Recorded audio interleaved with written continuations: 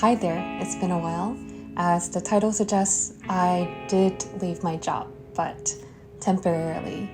Although I preach how we should press reset on things and slow down, I'm probably the biggest hypocrite as my life has never stopped or slowed down in the past 7 to 10 years. Living in busy cities like Seoul and New York City, being a content creator, an entrepreneur, an investor, all these labels definitely came with a lot of responsibilities and a lot of motions. And when you suddenly stop, here's a mixed metaphor, it can feel like musical chairs and the music has just stopped and you're standing there and you don't have a chair. Part of what we do, which I think leads to a significant amount of burnout and existential struggle, is we take meaning from motion. We take meaning from performance. And then when I take away the motion, what happens to my meaning? When I started my business, there was a specific image of whom I needed to be as a CEO and also as a content creator. And the image was very far from calm. In my head, she was a very hardworking, analytical, logical, rational problem solver who would always put work first before anything else, even if that's including herself. She would get things done, and any feelings and emotions that arose were distractions. She would block how she would feel and numb her emotions and needs for efficiency and productivity. And after a lot of doings and trying to manifest that version of me, I became that person. The overfocus on doing definitely created an avoidance of just being.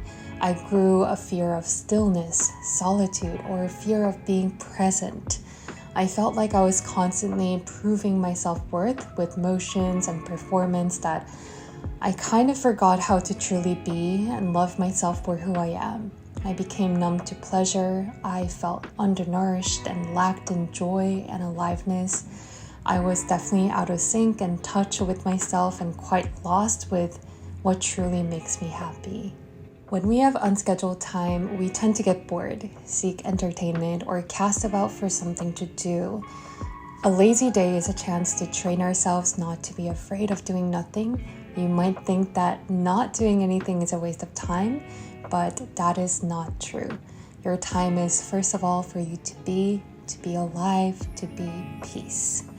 From the book, How to Relax. I paused, packed my bag, and left New York City trusting that my team has got my back. And quite honestly, I've never cried this much reflecting because it was probably the first time in almost 7 years I just looked up at the sky, felt the breeze, smelled the trees, and paid attention to the birds chirping and the leaves waving. I savored my food and tasted the richness in every single ingredient that's awakening my taste buds. For once, I had no agenda, no goal other than to truly be.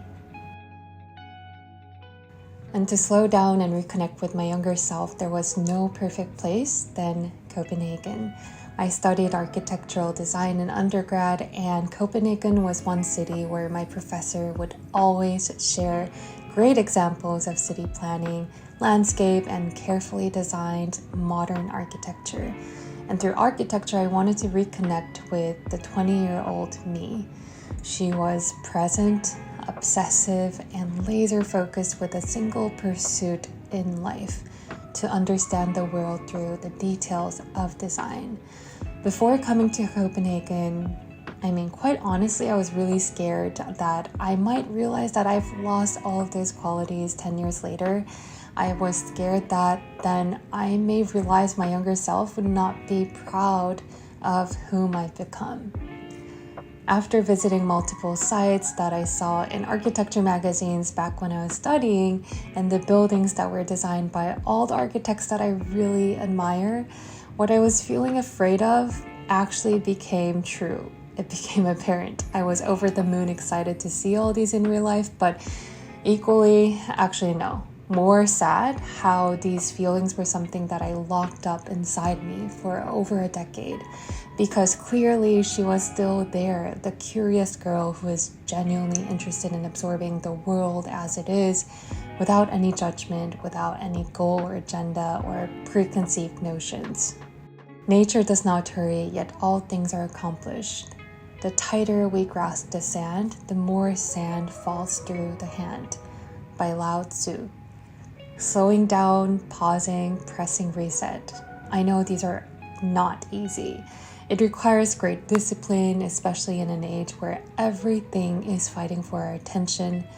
But after forcing myself to take a break from work, there are definitely things you can only see when you slow down. And oftentimes, the things you see then can be the greatest anchor in recentering yourself and coming back to who you truly are.